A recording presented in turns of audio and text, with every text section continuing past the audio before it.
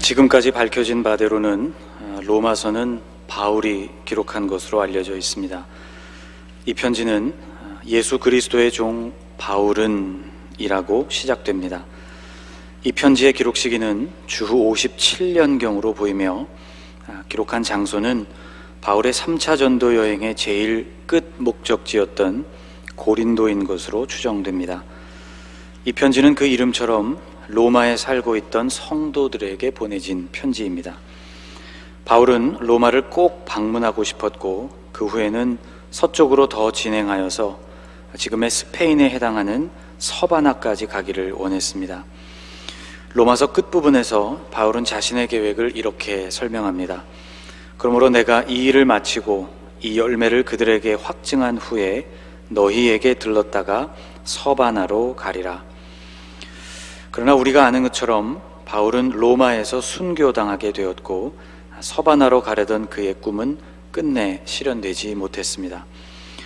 로마서는 모두 16장으로 이루어져 있는 꽤나 방대한 서신입니다.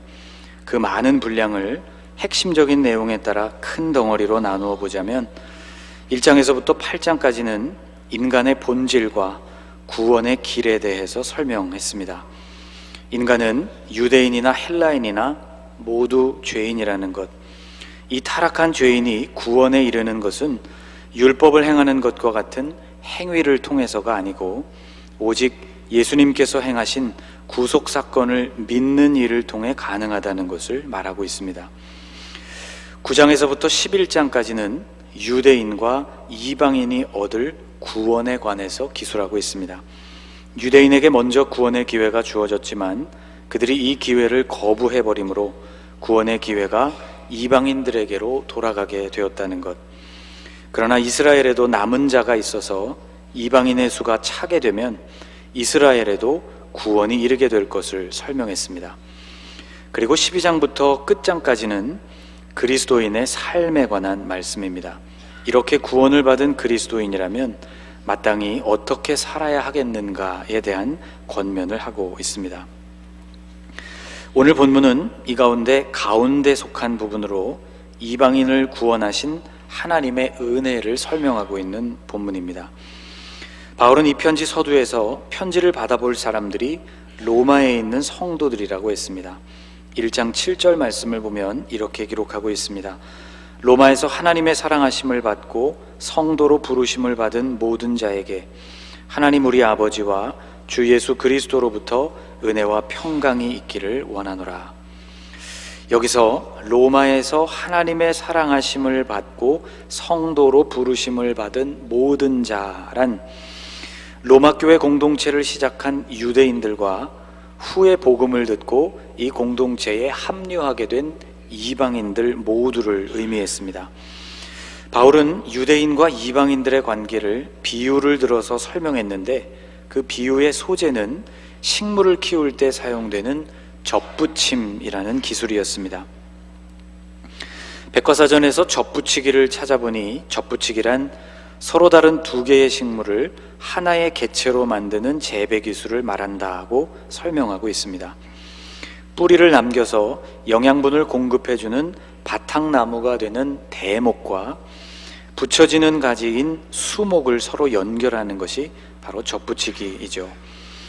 가지를 붙일 것이냐 혹은 순이나 눈을 붙일 것이냐 하는 매우 다양한 방식이 있지만 공통적으로 적용되는 아주 중요한 원칙이 있습니다. 나무에는 나무 둘레를 점점 자라게 해주는 형성층이라는 조직이 있습니다. 나무의 바깥쪽으로 넓게 분포되어 있는 조직으로 새로운 세포가 계속 생겨나는 활동이 가장 왕성한 곳이라고 할 수 있습니다. 이 조직 주위에는 뿌리에서 흡수한 물과 잎에서 만든 영양분이 오가는 통로가 되는 관다발 조직이라는 것이 형성되어 있는데 두 나무를 접붙일 때에는 반드시 이 형성층이 서로 연결되도록 맞붙여지도록 연결해야 한다는 것이죠. 형성층 세포들이 맞닿게 되면 새로운 세포 덩어리들이 만들어지게 되면서 두 식물의 관다발이 연결되고 그러면 뿌리에서부터 끌어올린 물과 양분이 새로 연결된 가지로 전달되어서 살 수 있게 되는 것입니다. 바울은 본래의 나무에 붙어있던 가지가 꺾이고 새로운 가지가 접붙임이 되었다고 했습니다. 17절에 이렇게 말씀하죠. 또한 가지 얼마가 꺾이었는데 돌 감람나무인 내가 그들 중에 접붙임이 되어 참 감람나무 뿌리의 진액을 함께 받는 자가 되었은즉. 참 감람나무에서 꺾여나간 가지는 본래의 이스라엘 백성을 의미합니다. 접붙임이 된 가지, 그래서 참 감람나무 뿌리의 진액을 공급받는 돌 감람나무 가지란 바로 이방인을 뜻하죠. 본래 붙어있던 가지인 이스라엘이 꺾인 이유는 무엇일까? 오늘 본문을 살펴보면 그 이유는 그들이 믿지 않아서였다고 말씀합니다. 20절을 보면 옳도다 그들은 믿지 아니함으로 꺾이고 라고 설명하고 있습니다. 이스라엘은 여러 가지 혜택을 받은 선택된 민족이었습니다. 로마서 3장에서 바울은 이스라엘이 누려온 특권에 관해서 이렇게 설명했습니다. 그런즉 유대인의 나음이 무엇이며 할례의 유익이 무엇이냐? 범사에 많으니 우선은 그들이 하나님의 말씀을 맡았음이니라. 이스라엘이 누려온 혜택이 범사에 많다고 했고 그 많은 특권들 가운데 가장 우선되는 특권은 바로 하나님께서 당신의 말씀을 이스라엘 백성들에게 맡기셨다는 점이라고 했죠. 아브라함을 부르신 하나님은 그를 믿음의 조상으로 세워주셨고 야곱 시대에 이르게 되면 70명의 가족이 애굽으로 이주하게 되었으며 거기서 430년을 지내는 동안 12개의 지파로 구성된 하나의 민족을 형성하게 됐습니다. 후에는 그들을 애굽에서부터 이끌어내셔서 본래 약속하셨던 땅으로 인도해 주셨고 더 오랜 후에는 바로 그 땅 베들레헴에 예수 그리스도를 보내주셔서 계획하셨던 구원이 완성되게 하셨습니다. 그런데 이런 특권을 누리고 있었음에도 불구하고 이스라엘은 하나님을 자주 버렸고 또한 떠났다는 것이죠. 그리고 결정적으로는 구원을 완성하기 위해 보내신 하나님의 아들 예수님까지도 거부하고 그를 죽음으로 내몰았습니다. 끝까지 구원을 거부하던 이스라엘은 마치 나무에서 그 가지가 꺾이듯이 구원에서부터 떨어져 나가고 말았습니다. 이렇게 된 근본적인 원인은 믿지 아니함이었습니다. 한편 이스라엘이 꺾여나간 그 자리에는 새로운 가지가 접붙여졌습니다. 이 새로운 가지는 이스라엘 사람들이 아닌 이방인이었습니다. 나무의 비유로 보자면 본래의 참 감람나무 가지가 아니었죠.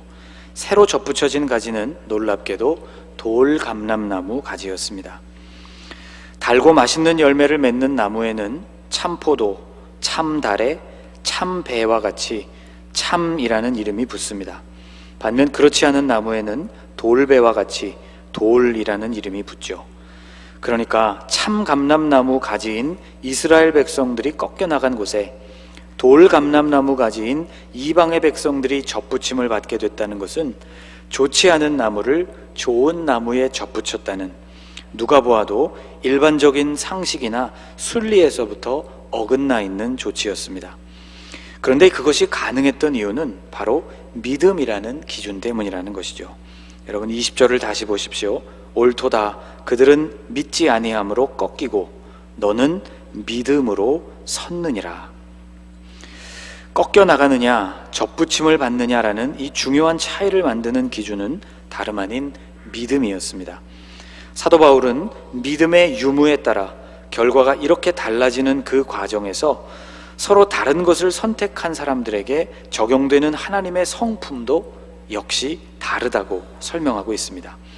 22절을 함께 읽어보겠습니다.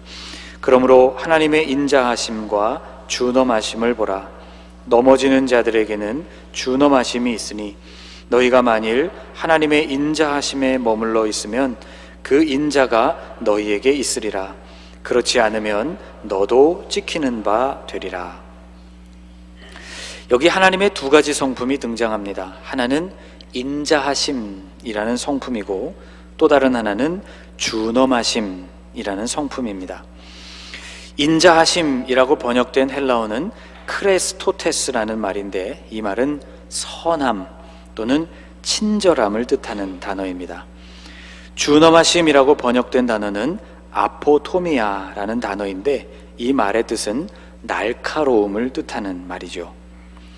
그러니까 인자하심은 친절함 가운데 용납되었다는 것을 뜻하는 것이고, 준엄하심은 날카로운 것에 의해서 잘려나가는 것 같은 엄중함을 상징하는 말인 셈입니다. 믿음이라는 문제를 어떻게 대할 것이냐에 따라서 유대인과 이방인의 결과가 이렇게 나뉘었으니 그러면 어떻게 하라는 말일까요? 바울은 자신을 가리켜 이방인의 사도라고 했습니다. 13절에 이렇게 고백하고 있죠.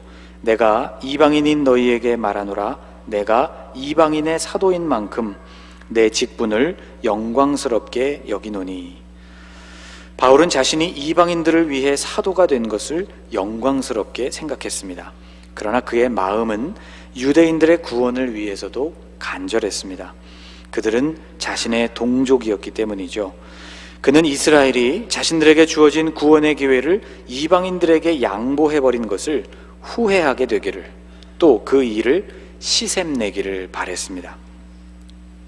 14절에서 이렇게 고백하고 있습니다. 이는 혹 내 골육을 아무쪼록 시기하게 하여 그들 중에서 얼마를 구원하려 함이라.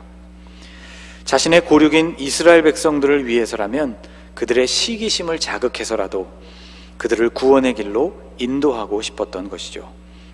15절이 이렇게 이어집니다. 그들을 버리는 것이 세상의 화목이 되거든 그 받아들이는 것이 죽은 자 가운데서 살아나는 것이 아니면 무엇이리요. 하나님께서 아끼시는 이스라엘을 꺾어버리신 것, 이 부정적인 일의 결과가 세상 곧 이방의 영혼들을 구원해내는 긍정적인 결과를 가져왔다면, 이스라엘이 다시 돌아와서 믿음을 갖게 될 때, 곧 이와 같이 올바른 일이 일어날 때에는 마치 죽은 자 가운데서 부활을 체험하는 것과 같은 더욱 긍정적인 결과가 나타나게 될 것을 바울은 기대했던 것입니다. 바울은 이렇게 이스라엘이 구원받기를 진심으로 원했습니다. 그렇다면 이미 구원받은 이방인들에게는 무엇을 권면했을까? 바울은 구원받은 이방인들에게 교만해지지 말 것을 당부했습니다. 18절입니다. 그 가지들을 향하여 자랑하지 말라. 자랑할지라도 내가 뿌리를 보전하는 것이 아니요 뿌리가 너를 보전하는 것이니라. 접붙임을 받은 가지가 생명을 유지하는 것은 스스로의 힘으로부터가 아니라 뿌리에서 올라오는 생명력을 전달받았기에 가능한 일처럼, 이방인으로 있다가 구원받은 것은 하나님의 능력으로 이루어진 일이니 마치 스스로의 힘으로 구원을 이룬 것처럼 우쭐대지 말라는 뜻입니다.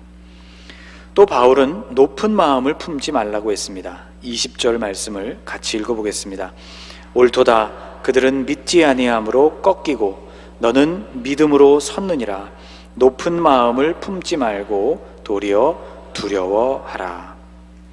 꺾인 가지들에 대해 우쭐대는 마음, 스스로 대단하다고 생각하는 높은 마음을 품지 말라는 것입니다. 오히려 두려워하는 것이 마땅하다고 했습니다. 그 이유는 접붙이실 수 있는 분도 하나님이시고 접붙여진 그것을 꺾어버리실 수 있는 분도 하나님이시기 때문입니다. 접붙임을 받은 이방인들이라 할지라도 언제든지 얼마든지 다시 꺾일 수가 있음을 바울은 이야기합니다. 21절 하나님이 원가지들도 아끼지 아니하셨은즉 너도 아끼지 아니하시리라. 22절 너희가 만일 하나님의 인자하심에 머물러 있으면 그 인자가 너희에게 있으리라. 그렇지 않으면 너도 찍히는 바 되리라. 본래의 좋은 가지도 찍어냄을 당했으니 접붙인 바 된 가지야 어떻겠느냐는 경고입니다. 또 반대로 꺾인 이스라엘 백성들이라고 해도 그들이 다시 돌아와서 접붙임을 받을 수 있다는 사실을 강조했습니다. 23절이죠. 그들도 믿지 아니하는데 머무르지 아니하면 접붙임을 받으리니 이는 그들을 접붙이실 능력이 하나님께 있음이라. 이스라엘 백성들이 믿지 아니하는데 머무름, 곧 그들이 선택했던 불신앙을 버리고 믿음의 길로 다시 들어서게 된다면 그들도 다시 접붙임을 받을 수 있다는 점을 잊지 말라는 것입니다. 이스라엘이 다시 접붙여지는 일은 이방인의 접붙임보다 오히려 더욱 자연스럽고 쉬운 일이라고도 설명했습니다. 24절입니다. 내가 원 돌 감람나무에서 찍힘을 받고 본성을 거슬러 좋은 감람나무에 접붙임을 받았으니 원가지인 이 사람들이야 얼마나 더 자기 감람나무에 접붙이심을 받으랴. 그러니 어떻게 하라는 것입니까? 겸손하고 두려워하라는 것이죠. 구원받은 백성이 자신을 살리신 하나님 앞에서 겸손한 태도를 취한다는 것, 또 그분을 두려워해야 한다는 것은 당연한 일입니다. 그 구원은 우리 자신의 힘으로 얻은 것이 아니기 때문이죠. 그것은 점도 없고 흠도 없는 어린 양 예수 그리스도의 피 흘리심과 죽으심을 통해 우리에게 주어진 값진 선물입니다. 주신 분이 주님이시니 우리에게는 자랑하거나 우쭐댈 것이 전혀 없는 것이죠.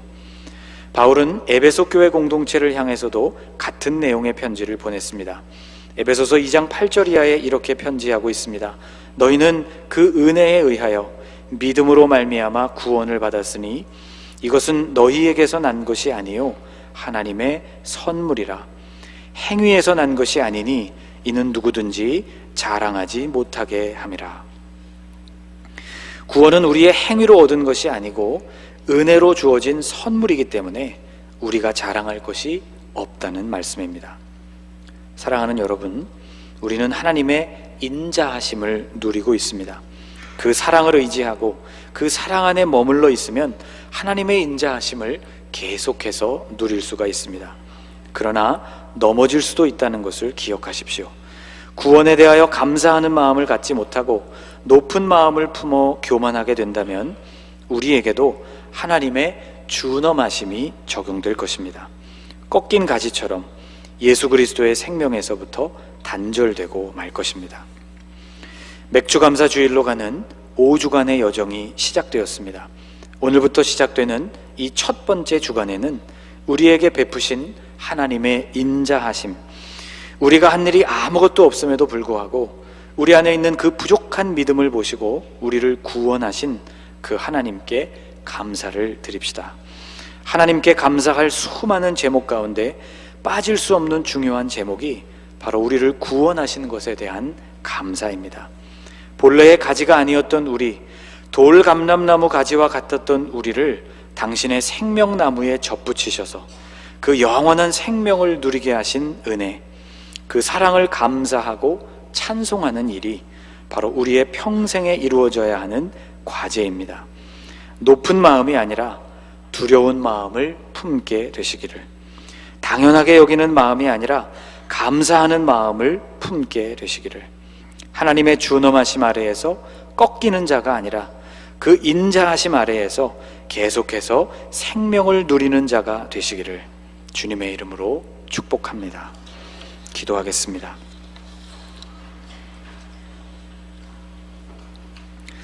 하나님, 예수 그리스도를 보내셔서 우리를 구속하심을 감사합니다.